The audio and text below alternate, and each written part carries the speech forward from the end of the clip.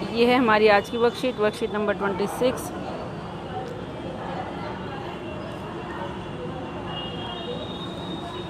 26। हमारे तीस से आई है। डेट है हमारी आज 18 जनवरी। तो स्कूल खुल गए हैं हमारे, तो वर्कशीट आनी शुरू हो गई है। तो चलिए देखते हैं क्या है आज की वर्कशीट में।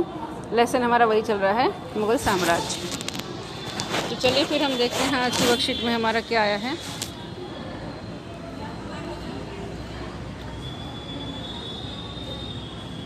आज की वर्कशीट हमारा लेसन अभी कंप्लीट हुआ नहीं है, तो आज हम वहीं से कंटिन्यू करते हैं। प्यारे बच्चों, पिछले कुछ वर्कशीट में हमने प्रमुख मुग़ल सम्राटों और उनके कार्यकाल के दौरान के अभियान और मुख्य घटनाओं के बारे में जाना था। हमने शाहजहाँ पढ़ा, जहांगीर पढ़ा, अकबर पढ़ा, हुमायूं पढ़ा और बाबर पढ़ा। आइए अब हम उनकी प्रशासनिक नीति के बारे में कुछ जानकारी इकट्ठा करते हैं। शुरुआत में मुग़लों ने उन शासकों के विरुद्ध लगातार अभियान किया, मतलब युद्ध अभियान चलाए, जिन्होंने उनकी सत्ता को स्वीकार करने से इनकार कर दिया। जिन राजाओं ने उनकी बात नहीं मानी, उनके खिलाफ अभियान शुरू कर दिए मुग़ल शासकों ने। जब मुग़ल शक्तिशाली हो गए तो अन्य कई शासकों ने स्वेच्छा से उनकी सत्ता स्वीकार कर ली। जब शक्तिशाली हो गए थे तो उनके सामने झुक गए बहुत से राजा। जैसे जैसे साम्राज्य में विभिन्न क्षेत्र सम्मिलित होते गए, वैसे वैसे मुग़लों ने तरह तरह के सामाजिक समूहों के सदस्यों को प्रशासन में नियुक्त करना आरंभ कर दिया। मुग़लों के और जब कई सारे राजा उसमें शामिल हो गए, अलग अलग क्षेत्र उसमें शामिल हो गए, तो उन्होंने अलग अलग समूहों को अपने कामकाज में शामिल करना शुरू कर दिया, प्रशासन में शुरू कर दिया। शुरू में ज़्यादातर सरदार तुरानी थे, लेकिन अब इस छोटे समूह के साथ साथ उन्होंने शासक वर्ग में ईरानियों, भारतीय मुसलमानों, अफ़गानों, राजपूतों, मराठों और अन्य समूहों को भी शामिल कर लिया। मुग़लों की सेवा में आने वाले नौकरशाह मनसबदार कहलाते थे। तो आपसे एक नंबर में क्वेश्चन पूछा जा सकता है, मनसबदार कौन होते हैं?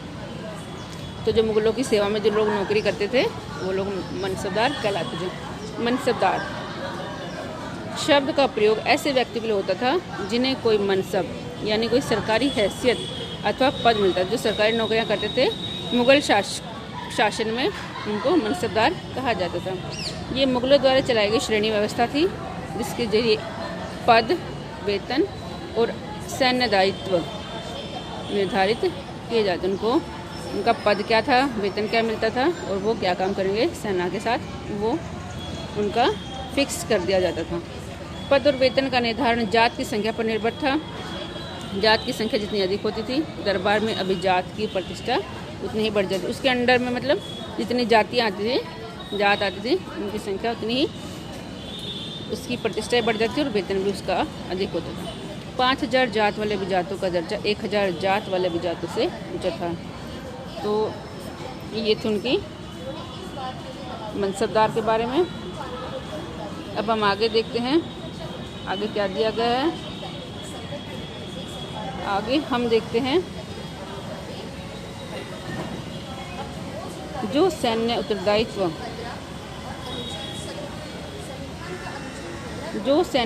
मनसबदारों को सौंपे जाते थे, उन्हीं के अनुसार उन्हें घुड़सवार रखने पड़ते थे। जो उन्हें काम दिया जाता था उसके अनुसार वो घुड़सवार रखते थे। मनसबदार अपने सवारों को निरीक्षण के लिए लाते थे।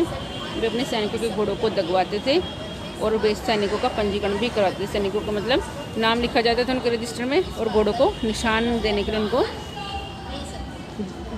जलाया जाता, मतलब एक जगह से उन पर ठप्पा लगाया जाता था। इन कार्रवाइयों के बाद ही उन्हें सैनिकों को वेतन देने के लिए धन मिलता था। जितने ज़्यादा लोग काम करेंगे उनको इतना ज़्यादा अच्छा वेतन मिलता था। मनसबदार अपना वेतन राजस्व एकत्रित करने वाली भूमि के रूप में पाते थे, तो उन्हें कई भूमि के रूप में दिया जाता था। उनको ज़मीन दी जाती थी तनख्वाह के रूप में, जिसे जागीर कहते थे। तो ये भी आपसे पूछा जा सकता है, जागीर किसे कहते थे, और जो तकरीबन इक्ताओं के समान थी। परंतु मनसबदार मुक्तियों से भिन्न अपने जागीरों पर नहीं रहते थे और ना ही उन पर प्रशासन करते थे। उनके पास अपनी जागीरों से केवल राजस्व एकत्रित करने का अधिकार था। जो उनके पास ज़मीन थी, जागीरें थी, वहाँ से वो सिर्फ टैक्स ले सकते थे, पैसे इकट्ठा कर सकते थे। यह राजस्व उनके नौकर उनके लिए इकट्ठा करते थे, जबकि वे स्वयं जैसे किसी अन्य भाग में काम करते थे। उनको लाभ के तौर पर जागीरें दी जाती थी, तनख्वाह के तौर पर, और उससे वो पैसा पाते थे और बाकी नौकरी वो अलग से कर ही रहे थे। तो एक चित्र दे रखा है अपने सवारों के साथ मनसबदार अभियान पर। तो ये मनसबदार का जो मालिक है वो मनसबदार और ये उनका सैनिक अभियान। उसके बाद हम देखते हैं अलग अलग बादशाहों के ने क्या क्या किए। अकबर के शासनकाल के दौरान क्या हुआ था और औरंगजेब के शासनकाल के दौरान क्या हुआ था। अकबर ने क्या किया, 29 ऐसे मनसबदार थे जो 5000 जात की पदवी के थे, जिनके पास 5000 जात थी। 29 ऐसे मनसबदार अकबर के शासनकाल में थे। जागीरों का सावधानी पूर्वक आकलन किया जाता था ताकि इनका राजस्व मनसबदार के वेतन के तकरीबन बराबर रहे। औरंगजेब के काल में क्या हुआ, 5000 जात की पदवी के मनसबदारों की संख्या 79 हो गई, 79 हो गई, यहाँ से बढ़ गई। फिर राजस्व मनसबदार के वेतन से बहुत कम था, जो उनका वेतन था उतना ज़्यादा लाभ उनको अपनी जागीरों से नहीं मिलता था। मनसबदारों की संख्या में अत्यधिक वृद्धि के कारण उन्हें जागीर मिलने से पहले एक लंबा इंतज़ार करना पड़ता था, क्योंकि मनसबदार ज़्यादा हो गए थे तो उन्हें जागीर मिलती थी, वो उसके लिए उन्हें इंतज़ार करना पड़ता था। इन सभी कारणों से जागीरों की संख्या में कमी हो गई। फलस्वरूप कई जागीरदार जागीर रहने पर ये कोशिश करते थे कि वे जितना राजस्व वसूल कर सकें कर लें। अपने शासनकाल के अंतिम वर्षों में औरंगजेब इन परिवर्तनों पर नियंत्रण नहीं रख पाया। इस कारण से किसानों को अत्यधिक मुसीबतों का सामना करना पड़ा। तो ये था अकबर का शासनकाल और ये है हमारा औरंगजेब का शासनकाल। इसके बाद से औरंगजेब की मृत्यु के बाद से मुगल जो सल्तनत थी लगभग ख़त्म हो गई। तो उम्मीद है आपको समझ में आ गया होगा। अब देखिए क्वेश्चन, मनसबदार और जागीर में क्या संबंध था, तो ये मैंने भी आपको करा दिया है। मुगलों के लिए केवल तुरानी या ईरानी नहीं बल्कि विभिन्न पृष्ठभूमि के मनसबदार की नियुक्ति क्यों महत्वपूर्ण था, क्योंकि उसमें ज़्यादा लोग अब शामिल हो गए थे, खास शब्द तो ज़्यादा शामिल हो गए थे। यदि जात एक मनसबदार के पद और वेतन का द्योतक था तो सवार क्या दिखाता था। यदि जो जात है उससे मनसबदार का पद बढ़ता था और वेतन बढ़ता था तो सवार जो थे वो क्या दर्शाता था। तो ये थे हमारे आज के क्वेश्चन। कोशिश करिएगा खुद करने की, नहीं आते हैं तो फिर मैं आपको कराती हूँ।